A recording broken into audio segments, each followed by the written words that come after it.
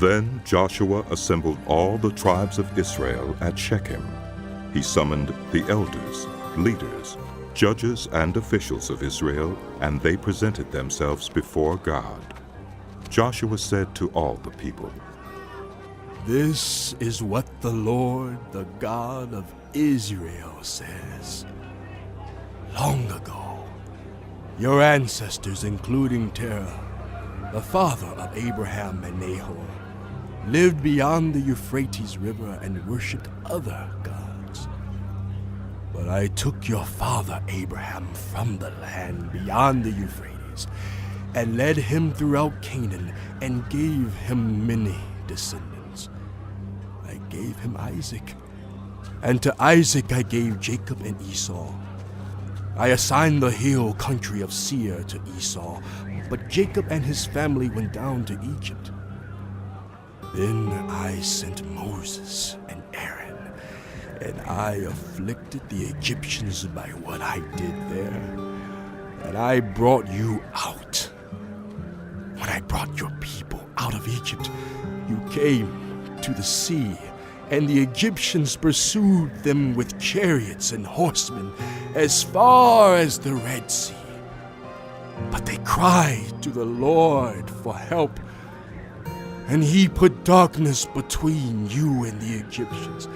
He brought the sea over them and covered them. You saw with your own eyes what I did to the Egyptians.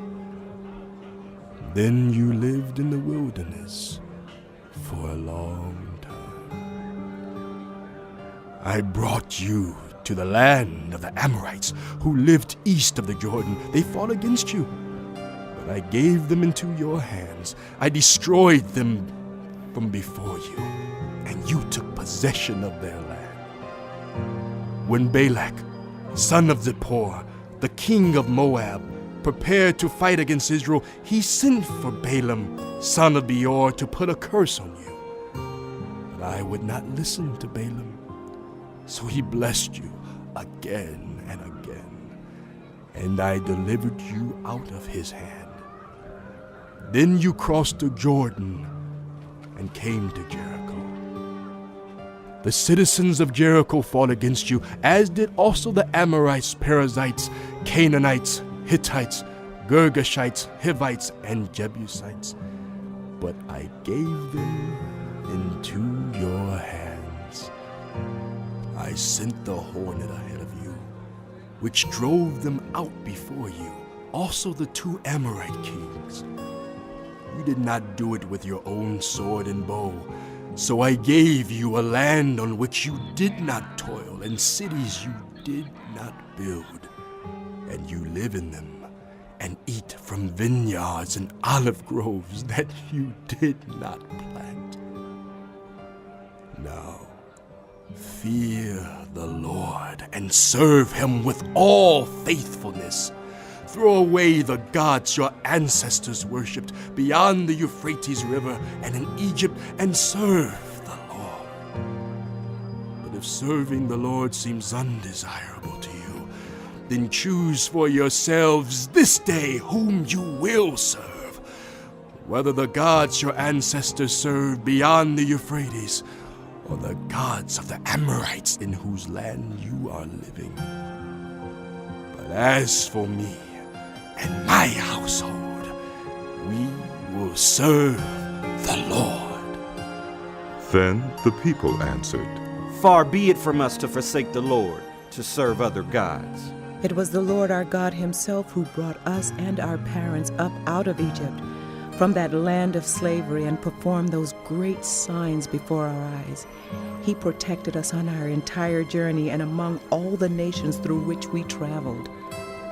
And the Lord drove out before us all the nations, including the Amorites, who lived in the land. We too will serve the Lord, because he is our God.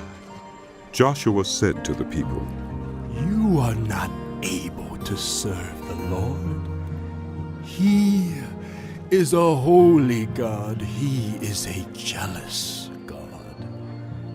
He will not forgive your rebellion and your sins If you forsake the Lord and serve foreign gods, he will turn and bring disaster on you and make an end of you after he has been good to you. But the people said to Joshua, No, we will serve the Lord. Then Joshua said, You are witnesses against yourselves that you have chosen to serve the Lord. Yes, we are witnesses. Yes, They replied.